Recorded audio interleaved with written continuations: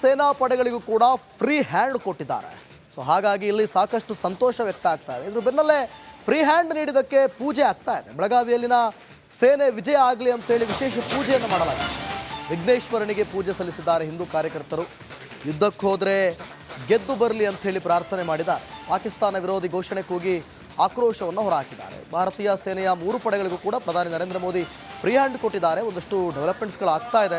Free hand ಕೊಟ್ಟ ಬಳಿಕ ಇನ್ನು ಒಂಥರ ಅವ್ರನ್ನ ಗುಡಿಸುವಂಥ ಕೆಲಸ ಆಗ್ತಾ ಹೋಗುತ್ತೆ. ಅವರಿಗೆಲ್ಲರಿಗೂ ಕೂಡ ಶಕ್ತಿ ಸಿಗಲಿ, ಎಲ್ಲರೂ ಚೆನ್ನಾಗಿ ಈ ದೇಶಕ್ಕೋಸ್ಕರ ಹೋರಾಡಲಿ ಎಂಬುವಂಥ ಲೆಕ್ಕಾಚಾರದಲ್ಲಿ ಪೂಜೆಯನ್ನು ಮಾಡಿರೋದು. ಜೊತೆಗೆ ಪಾಕಿಸ್ತಾನದ ವಿರುದ್ಧ ಘೋಷಣೆಯನ್ನು ಕೂಗಿರೋದು.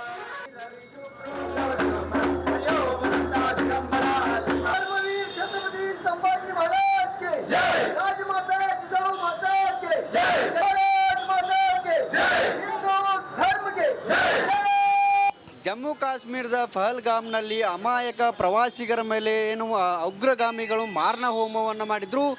ಇದು ಪಾಕಿಸ್ತಾನದ ಕುಮ್ಮಕ್ಕಿನಿಂದ ಆಗಿದೆ ಅನ್ನೋ ಒಂದು ಗಂಭೀರವಾದಂಥ ಆರೋಪ ಕೂಡ ಸದ್ಯ ಇರುವಂಥದ್ದು. ಹೀಗಾಗಿ ಪಾಕಿಸ್ತಾನ ಮತ್ತು ಏನು ಭಾರತದ ನಡುವೆ ಯುದ್ಧದ ಕಾರ್ಮೋಡ ಕೂಡ ಇರುವಂಥದ್ದು. ಹೀಗಾಗಿ ಭಾರತದ ಸೈನಿಕರಿಗೆ ವಿಜಯವಾಗಲಿ, ಯಶಸ್ಸು ಸಿಗಲಿ ಅನ್ನೋ ನಿಟ್ಟಿನಲ್ಲಿ ಬೆಳಗಾವಿಯಲ್ಲಿ ಗಣೇಶನಿಗೆ ವಿಶೇಷವಾದಂಥ ಪೂಜೆಯನ್ನು ಕೂಡ ಇಲ್ಲಿ ಹಿಂದೂ ಕಾರ್ಯಕರ್ತರು ಮಾಡಿರುವಂಥದ್ದು ದೃಶ್ಯದಲ್ಲಿ ಗಮನಿಸ್ಬೋದು. ಭಾರತದ ಸೈನಿಕರ ಭಾವಚಿತ್ರವನ್ನು ಮತ್ತು ತಿರಂಗ ಧ್ವಜವನ್ನು ಹಿಡಿದು ಬೆಳಗಾವಿಯ ಏನು ಗಣೇಶನಿಗೆ ವಿಶೇಷವಾಗಿ ಪೂಜೆಯನ್ನು ಸಲ್ಲಿಕೆ ಮಾಡಿದ್ದಾರೆ. ಜೊತೆಗೆ ಮಂಗಳಾರತಿಯನ್ನು, ಮಹಾಆರತಿಯನ್ನು ಕೂಡ ಸಲ್ಲಿಕೆಯನ್ನು ಮಾಡಿರುವಂಥದ್ದು ದೃಶ್ಯದಲ್ಲಿ ಗಮನಿಸ್ಬೋದು. ಇದು ಬೆಳಗಾವಿಯ ಚೆನ್ನಮ್ಮ ವೃತ್ತದಲ್ಲಿ ಇರುವಂತಹ ಏನು ಗಣೇಶನಿಗೆ ವಿಶೇಷವಾಗಿ ಪೂಜೆ ಸಲ್ಲಿಕೆ ಮಾಡಿದ್ದಾರೆ. ಇವತ್ತು ಪ್ರಧಾನಿ ನರೇಂದ್ರ ಮೋದಿ ಅವರು ಕೂಡ ಹೈ ವೋಲ್ಟೇಜ್ ಸಭೆಯನ್ನು ಕೂಡ ಮಾಡಿರುವಂಥದ್ದು. 3 ಪಡೆಯ ಸೇನಾ ನಾಯಕರ, ದಂಡ ನಾಯಕರ ಸಭೆಯನ್ನು ಕೂಡ ಇವತ್ತು ಮಾಡಿದ್ದಾರೆ. ಹೀಗಾಗಿ ನಾಳೆ ಕೂಡ ವಿಶೇಷವಾದಂಥ ಏನು ಸಚಿವ ಸಂಪುಟವನ್ನು ಕೂಡ ಕರೆದಿರುವಂಥದ್ದು. ನಾಳೆ ಮಹತ್ವದ ನಿರ್ಧಾರಕ್ಕೂ ಕೂಡ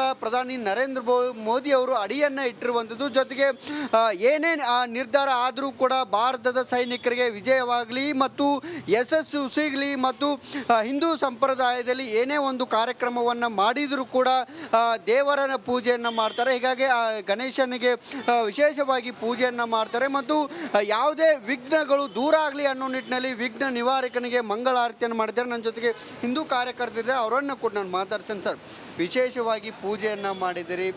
ಸದ್ಯ ಭಾರತ ಗಡಿಯಲ್ಲಿ ಕೂಡ ಈಗ ಉದ್ವಿಗ್ನ ಸ್ಥಿತಿ ಕೂಡ ಇರುವಂಥದ್ದು, ಏನು ಹೇಳ್ತೇನೆ ಸರ್? ಈಗ ಪಹಲ್ಗಾಮ್ನಲ್ಲಿ ಆತಂಕವಾದಿಗಳು ಯಾವ ರೀತಿ ಹಲ್ಲೆ ಮಾಡಿದ್ರು, ಆಮೇಲೆ ಹಿಂದೂಗಳನ್ನ ಯಾವ ರೀತಿ ಮಾರಣ ಹೋಮ ಮಾಡಿದ್ರು ಸರ್, ಅವಾಗಿಂದ ಸಂಪೂರ್ಣ ದೇಶದಲ್ಲಿ ಸರ್ 140 ಕೋಟಿ ಏನು ಹಿಂದೂಗಳಿದ್ದಾರೆ ಸರ್, 100 ಕೋಟಿ ಏನು ಹಿಂದೂಗಳಿದ್ರು, ಎಲ್ಲರ ಮನಸ್ಸಿನಾಗೂ ಒಂದು ದ್ವೇಷದ ಭಾವನೆ ಇತ್ತು ಸರ್. ಅದು ನಾವು ಒಂದು ನಮ್ಗೆ ಹಗಲು ರಾತ್ರಿ ನಿದ್ದೆ ಬರೋತ್ತಿಲ್ಲ ಸರ್. ಆ ರೀತಿ ಅವ್ರನ್ನ ಹೊಡೆದಿದ್ದು ನೋಡಿ, ನಮ್ಮ ಹೆಣ್ಮಕ್ಳು ಅಳೋದು ನೋಡಿ, ನಮ್ಮ ಚಿಕ್ಕ ಮಕ್ಕಳು ಅಳೋದು ನೋಡಿ ಸರ್. ಇಂಥ ಕ್ರೂರಿಗಳು ಜಗತ್ನಾಗ ಇರೋ ಲೈಕ್ ಇಲ್ಲ ಸರ್. ಅವರು ಸಂಪೂರ್ಣವಾಗಿ ಇವು ಉಗ್ರವಾದ ಅನ್ನೋ ಶಬ್ದನ ನಿರ್ನಾಮ ಆಗ್ಬೇಕು ಸರ್. ಅದರ ಸಲುವಾಗಿ ಈಗ ನಮ್ಮ ಸೈನಿಕರು, ಭಾರತೀಯ ಸೈನಿಕರು ಅವರು ಒಂದು ಏನೋ ಯುದ್ಧ ಮಾಡಿಕೊಂಡ್ರು ಸರ್. ಆತಂಕವಾದದ ವಿರುದ್ಧ ಯುದ್ಧದಾಗ ನಮ್ಮ ಭಾರತೀಯ ಸೈನಿಕರಿಗೆ ಒಂದು ಜಯ ಸಿಗಲಿ, ಒಂದು ವಿಜಯ ಸಿಗಲಿ, ನಮ್ಮ ಯಶಸ್ಸು ಸಿಗಲಿ. ಅದ್ರ ಜೊತೆ ಸರ್ ನಮ್ಮ ಭಾರತೀಯ ಸೈನಿಕರು ಎಲ್ಲೂ ಸುರಕ್ಷಿತವಾಗಿರಲಿ. ಮೋದಿ ಅವರು ಕೂಡ ಮೀಟಿಂಗ್ ಮಾಡ್ತಿದ್ದಾರೆ, ಹೈ ವೋಲ್ಟೇಜ್ ಸಭೆಯನ್ನು ಮಾಡಿದ್ದಾರೆ. ಏನು ಹೇಳ್ತಾರೆ ಮೋದಿ ಅವರಿಗೆ? ತಾವೇನು ಹೇಳ್ತಾರೆ ಸರ್? ಯಾರು ಸುಮ್ಮನೆ ಕುಂತರು ಸರ್, ಮೋದಿ ಅವರು ಸುಮ್ಮನೆ ಕುಂತಿರುವಂಥ ವ್ಯಕ್ತಿ ಅಲ್ಲ ಸರ್. ನಾವು ಮುಂದೆ 3 ಸೇನಾ ಪಡೆಗಳಿಗೂ ಕೂಡ ಫ್ರೀ ಹ್ಯಾಂಡ್ ಕೊಟ್ಟಿದ್ದಾರೆ. ಸೊ ಹಾಗಾಗಿ ಇಲ್ಲಿ ಸಾಕಷ್ಟು ಸಂತೋಷ ವ್ಯಕ್ತ ಆಗ್ತಾ ಇದೆ. ಇದ್ರ ಬೆನ್ನಲ್ಲೇ ಫ್ರೀ ಹ್ಯಾಂಡ್ ನೀಡಿದ್ದಕ್ಕೆ ಪೂಜೆ ಆಗ್ತಾ ಇದೆ. ಬೆಳಗಾವಿಯಲ್ಲಿನ ಸೇನೆ ವಿಜಯ ಆಗಲಿ ಅಂತೇಳಿ ವಿಶೇಷ ಪೂಜೆಯನ್ನು ಮಾಡಲಾಗಿದೆ. ವಿಘ್ನೇಶ್ವರನಿಗೆ ಪೂಜೆ ಸಲ್ಲಿಸಿದ್ದಾರೆ ಹಿಂದೂ ಕಾರ್ಯಕರ್ತರು. ಯುದ್ಧಕ್ಕೆ ಹೋದರೆ ಗೆದ್ದು ಬರಲಿ ಅಂಥೇಳಿ ಪ್ರಾರ್ಥನೆ ಮಾಡಿದ್ದಾರೆ. ಪಾಕಿಸ್ತಾನ ವಿರೋಧಿ ಘೋಷಣೆ ಕೂಗಿ ಆಕ್ರೋಶವನ್ನು ಹೊರಹಾಕಿದ್ದಾರೆ. ಭಾರತೀಯ ಸೇನೆಯ 3 ಪಡೆಗಳಿಗೂ ಕೂಡ ಪ್ರಧಾನಿ ನರೇಂದ್ರ ಮೋದಿ ಫ್ರೀ ಹ್ಯಾಂಡ್ ಕೊಟ್ಟಿದ್ದಾರೆ. ಒಂದಷ್ಟು ಡೆವಲಪ್ಮೆಂಟ್ಸ್ಗಳಾಗ್ತಾ ಇದೆ. ಫ್ರೀ ಹ್ಯಾಂಡ್ ಕೊಟ್ಟ ಬಳಿಕ ಇನ್ನು ಒಂಥರ ಅವ್ರನ್ನ ಗುಡಿಸುವಂಥ ಕೆಲಸ ಆಗ್ತಾ ಹೋಗುತ್ತೆ. ಅವರಿಗೆಲ್ಲರಿಗೂ ಕೂಡ ಶಕ್ತಿ ಸಿಗಲಿ, ಎಲ್ಲರೂ ಚೆನ್ನಾಗಿ ಈ ದೇಶಕ್ಕೋಸ್ಕರ ಹೋರಾಡಲಿ ಎಂಬುವಂಥ ಲೆಕ್ಕಾಚಾರದಲ್ಲಿ ಪೂಜೆಯನ್ನು ಮಾಡಿರೋದು. ಜೊತೆಗೆ ಪಾಕಿಸ್ತಾನದ ವಿರುದ್ಧ ಘೋಷಣೆಯನ್ನು ಕೂಗಿರೋದು.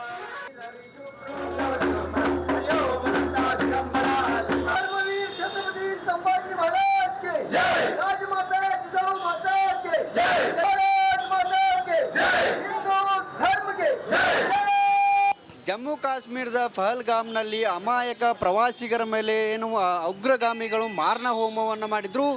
ಇದು ಪಾಕಿಸ್ತಾನದ ಕುಮ್ಮಕ್ಕಿನಿಂದ ಆಗಿದೆ ಅನ್ನೋ ಒಂದು ಗಂಭೀರವಾದಂಥ ಆರೋಪ ಕೂಡ ಸದ್ಯ ಇರುವಂಥದ್ದು. ಹೀಗಾಗಿ ಪಾಕಿಸ್ತಾನ ಮತ್ತು ಏನು ಭಾರತದ ನಡುವೆ ಯುದ್ಧದ ಕಾರ್ಮೋಡ ಕೂಡ ಇರುವಂಥದ್ದು. ಹೀಗಾಗಿ ಭಾರತದ ಸೈನಿಕರಿಗೆ ವಿಜಯವಾಗಲಿ, ಯಶಸ್ಸು ಸಿಗಲಿ ಅನ್ನೋ ನಿಟ್ಟಿನಲ್ಲಿ ಬೆಳಗಾವಿಯಲ್ಲಿ ಗಣೇಶನಿಗೆ ವಿಶೇಷವಾದಂಥ ಪೂಜೆಯನ್ನು ಕೂಡ ಇಲ್ಲಿ ಹಿಂದೂ ಕಾರ್ಯಕರ್ತರು ಮಾಡಿರುವಂಥದ್ದು ದೃಶ್ಯದಲ್ಲಿ ಗಮನಿಸ್ಬೋದು. ಭಾರತದ ಸೈನಿಕರ ಭಾವಚಿತ್ರವನ್ನು ಮತ್ತು ತಿರಂಗ ಧ್ವಜವನ್ನು ಹಿಡಿದು ಬೆಳಗಾವಿಯ ಏನು ಗಣೇಶನಿಗೆ ವಿಶೇಷವಾಗಿ ಪೂಜೆಯನ್ನು ಸಲ್ಲಿಕೆ ಮಾಡಿದ್ದಾರೆ. ಜೊತೆಗೆ ಮಂಗಳಾರತಿಯನ್ನು ಮಹಾಆರತಿಯನ್ನು ಕೂಡ ಸಲ್ಲಿಕೆಯನ್ನು ಮಾಡಿರುವಂಥದ್ದು ದೃಶ್ಯದಲ್ಲಿ ಗಮನಿಸ್ಬೋದು. ಇದು ಬೆಳಗಾವಿಯ ಚೆನ್ನಮ್ಮ ವೃತ್ತದಲ್ಲಿ ಇರುವಂತಹ ಏನು ಗಣೇಶನಿಗೆ ವಿಶೇಷವಾಗಿ ಪೂಜೆ ಸಲ್ಲಿಕೆ ಮಾಡಿದ್ದಾರೆ. ಇವತ್ತು ಪ್ರಧಾನಿ ನರೇಂದ್ರ ಮೋದಿ ಅವರು ಕೂಡ ಹೈ ವೋಲ್ಟೇಜ್ ಸಭೆಯನ್ನು ಕೂಡ ಮಾಡಿರುವಂಥದ್ದು. 3 ಪಡೆಯ ಸೇನಾ ನಾಯಕರ ದಂಡ ನಾಯಕರ ಸಭೆಯನ್ನು ಕೂಡ ಇವತ್ತು ಮಾಡಿದ್ದಾರೆ. ಹೀಗಾಗಿ ನಾಳೆ ಕೂಡ ವಿಶೇಷವಾದಂಥ ಏನು ಸಚಿವ ಸಂಪುಟವನ್ನು ಕೂಡ ಕರೆದಿರುವಂಥದ್ದು. ನಾಳೆ ಮಹತ್ವದ ನಿರ್ಧಾರಕ್ಕೂ ಕೂಡ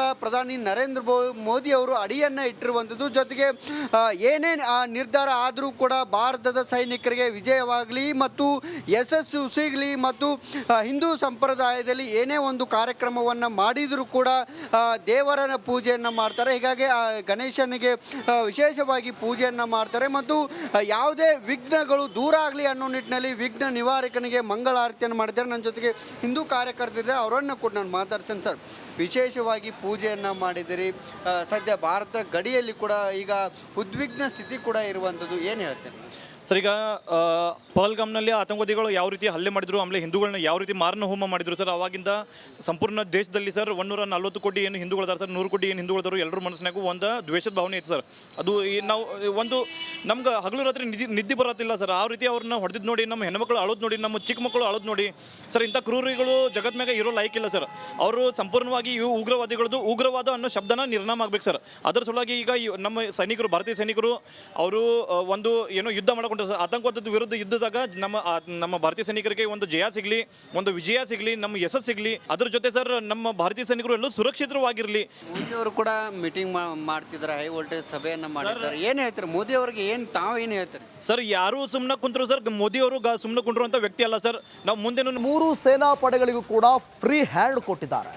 ಸೊ ಹಾಗಾಗಿ ಇಲ್ಲಿ ಸಾಕಷ್ಟು ಸಂತೋಷ ವ್ಯಕ್ತ ಆಗ್ತಾ ಇದೆ. ಇದ್ರ ಬೆನ್ನಲ್ಲೇ ಫ್ರೀ ಹ್ಯಾಂಡ್ ನೀಡಿದ್ದಕ್ಕೆ ಪೂಜೆ ಆಗ್ತಾ ಇದೆ. ಬೆಳಗಾವಿಯಲ್ಲಿನ ಸೇನೆ ವಿಜಯ ಆಗಲಿ ಅಂತೇಳಿ ವಿಶೇಷ ಪೂಜೆಯನ್ನು ಮಾಡಲಾಗಿದೆ.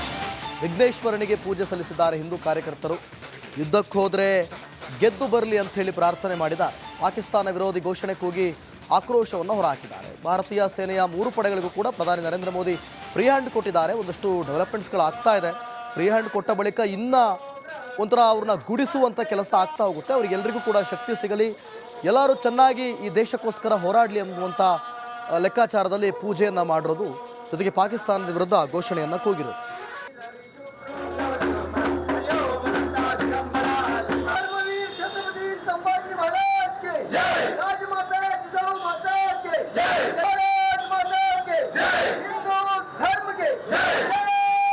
ಜಮ್ಮು ಕಾಶ್ಮೀರದ ಪಹಲ್ಗಾಮ್ನಲ್ಲಿ ಅಮಾಯಕ ಪ್ರವಾಸಿಗರ ಮೇಲೆ ಏನು ಉಗ್ರಗಾಮಿಗಳು ಮಾರಣ ಹೋಮವನ್ನು ಮಾಡಿದ್ರು.